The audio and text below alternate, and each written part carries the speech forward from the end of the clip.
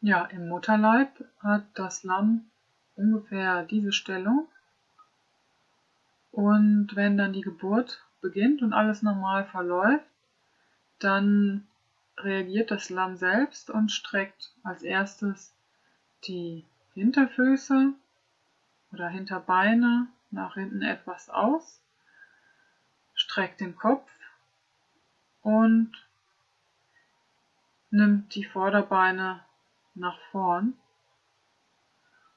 Und was auch wichtig ist, der Kopf und die Vorderbeine bilden dann eine Linie. So sollte es also im Idealfall aussehen, wenn die Geburt beginnt.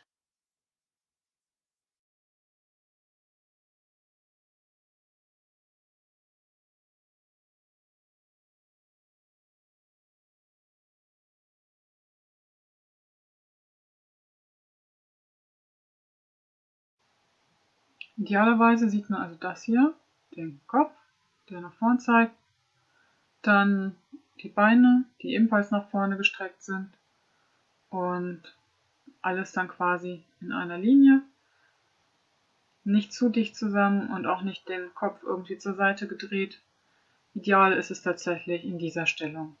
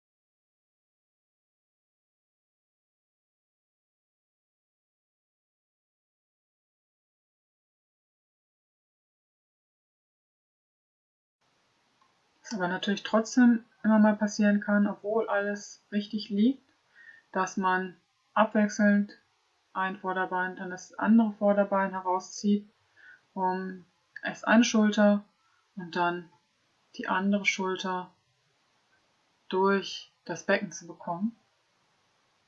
Auf Isländisch nennen wir es dann herausmelken. Ein bisschen Unterstützung am Kopf.